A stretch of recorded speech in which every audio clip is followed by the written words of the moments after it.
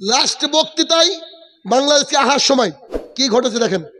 Last বক্তৃতায় আমি শুরুতে বলেছি maybe this lecture will be the last lecture in Bangladesh.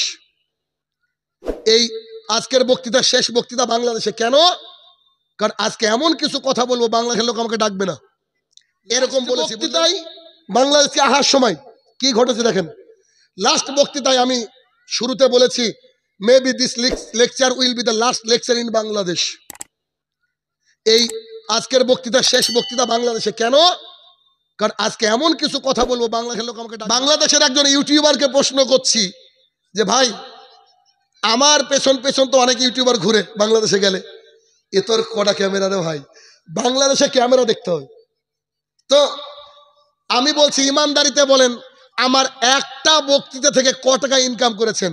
তো উনি বলছেন লাখ তিনেক তো হবেই একটা বক্তৃতা থেকে। কোন বক্তৃতা? বিবাহে করণীয় বর্জনীয়। আব্দুর রাজ্জাক বিন ইউসুফ ওখানে একটা বক্তৃতা ছিল, মনে আছে? শুনেছেন না? বিবাহে করণীয় এবং বর্জনীয়, তুখোর লেকচার, ওটা দিয়ে ও ইনকাম করেছে। আচ্ছা, ইউটিউবে কেন হারাম? আমি আমার বক্তৃতা মাঝে মাঝে সার্চ মারি, এমন এমন থাম্বনেল দেয় ইউটিউবাররা, লিখেছে আমির হামজাকে বাস দিলেন শাহিনুর রহমান। আউযুবিল্লাহ। লাস্ট বক্তৃতায় বাংলাদেশে আসার সময় কি ঘটেছে দেখেন। লাস্ট বক্তৃতায় আমি শুরুতে বলেছি maybe this lecture will be the last lecture in Bangladesh. এই আজকের বক্তৃতা শেষ বক্তৃতা বাংলাদেশে। কেন? কারণ আজকে এমন কিছু কথা বলবো বাংলাদেশের লোক আমাকে ডাকবে না, এরকম বলেছি, বুঝলেন? বক্তৃতা করতে করতে কেঁদে ফেলেছি বক্তৃতার এক সময়। হানজালা রাদিয়াল্লাহু ঘটনা বলতে গিয়ে কেঁদে ফেলেছি। এক ইউটিউবার করেছে কি, লিখে দিয়েছে জীবনের শেষ বক্তৃতা করলেন শাহিনুর রহমান। বুঝেন বিষয়টা? আমার মোবাইল কেনার পরের দিন থেকে সাইলেন্ট থাকে। বাড়িতে এসেছি অনেক দিন পর, 1 মাস 6 দিন পর, ক্লান্ত, ফজরের পর আমি ঘুমাই। ফজরে গিয়ে নামাজ পড়েছি মসজিদে, ঘুমিয়ে আছি, ফোন সাইলেন্ট আছে। ঘুম থেকে উঠে দেখছি মিস কলের শেষ নাই, এত ফোন, একজন 6বার করেছে। আমি ভাবলাম যে একে দিয়ে শুরু করি। ফোন করলাম, কে বলছেন? তো মালদা থেকে বলছি, ভাই একজন সাইকুল হাদিস, তিনি নাম করছি না, তিনি বলছেন শাহিনুর ভাই আপনাকে অন্তর দিয়ে ভালোবাসি, আপনি ভালো আছেন? জি আলহামদুলিল্লাহ। আপনার একটা বক্তৃতা গতদিনে ভাইরাল হয়েছে, দেখলাম আপনি টিস্যু দিয়ে ঘাম মুছছিলেন আর কান্না করছিলেন, তারপরে বক্তৃতা নাই। ভাবলাম শাহিনুর ভাই কি শেষ, মালাকুল মত কি হাজির? তারপরে দেখছি প্রায় ফোন একই কথা। ইউটিউবার করেছে কি আল্লাহ জানে, এমন করেছে ভিউ পাওয়ার জন্য না কি জানি না ভাই, এমন করেছে যে ঘাম মুছছে, মুছতে মুছতে ব্ল্যাঙ্ক, আর কিছু নাই। তার মনে হতো এখানে মরে গেছে বোধহয়। আর ওইটা নাকি আমার বাংলাদেশের শেষ বক্তৃতা। বুঝতে পেরেছেন? এক, প্রতারণার শিকার হয় থাম্বনেলের মাধ্যমে। দুই, ইউটিউবে যখন বক্তৃতা চলে, চলতে চলতে চলতে পান বিড়ি জর্দা গুল সিগারেটের বিরুদ্ধে বক্তৃতা দিচ্ছি, আর ওখানে একটা মহিলা একটা মদের বোতল নিয়ে বলছে লেটস হ্যাভ আ রয়্যাল স্টাগ। তার মানে কি, আমি বক্তৃতা দিচ্ছি কিসের বিরুদ্ধে? মদের বিরুদ্ধে, মাদকের বিরুদ্ধে, তামাকের বিরুদ্ধে।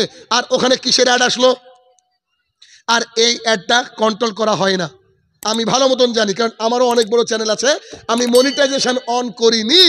যারা মনিটাইজেশন অন করে তাদেরকে ইউটিউবে বক্তৃতা প্রচারের জন্য টাকা দেওয়া হয় না। কিসের জন্য টাকা দেওয়া হয় বলেন তো?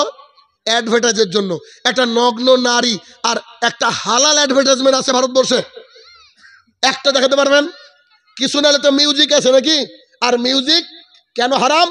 31 নম্বর সূরার 6 নম্বর আয়াত, এটা হচ্ছে হারাম। অতএব ইউটিউবের ইনকাম খাওয়া যাবে না।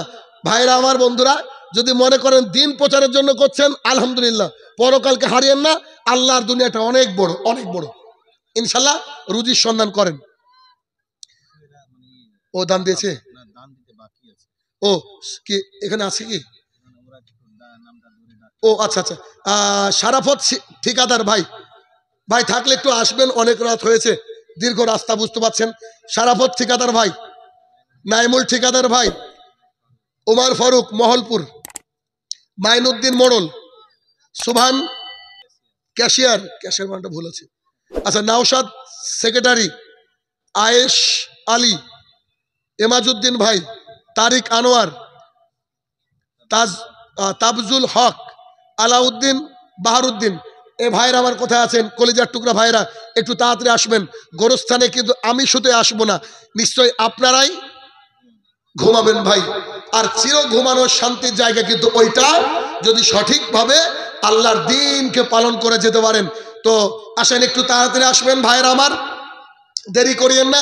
আর সামনে যারা আছেন, আমি চেয়ারটা একটু আগিয়ে নিব, আপনারা যে যা পারবেন আমার হাতে দিয়ে যাবেন। তার পূর্বে একটু কথা বলি আপনাদেরকে। আচ্ছা, সেটা হচ্ছে গায়ে হলুদ। গায়ে হলুদ এটা কি ইসলামে বৈধ? আপনাদের সামনে থেকে প্রশ্ন, গায়ে হলুদ এটা কি ইসলামে বৈধ? হ্যাঁ, কে বলছে অবৈধ? দাঁড়াও, অবৈধ কেন?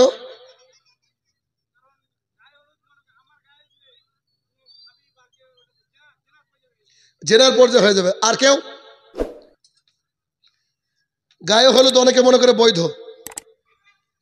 গায়ে হলুদ হচ্ছে হিন্দুদের একটা গণেশ বলে দেবতা আছে, জানেন? গণেশ হচ্ছে 32টা রূপ ধারণ করতে পারে। কটা? 32টা। হিন্দু ধর্মের নীতি হচ্ছে, পাপ খোয়ানোর নীতি হচ্ছে 10টা।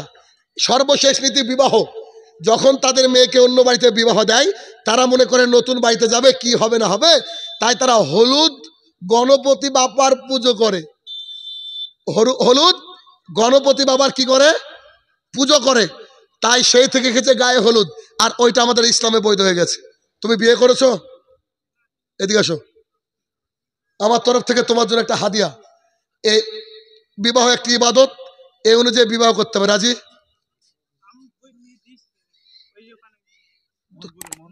তো কি হয়েছে? হাদিয়া আমি দিচ্ছি তোমাকে, তুমি আরেকজনকে দিয়ে দেবে ইনশাআল্লাহ। ঠিক আছে না? ওকে, জাযাকুমুল্লাহ খাইরান। আচ্ছা, আমার কাছে আরো 3 পিস আছে, হাদিয়া দিব। কোনো তো রাস্তা খুঁজতে হবে। একটা বিবাহ একটি ইবাদত, আর দুটো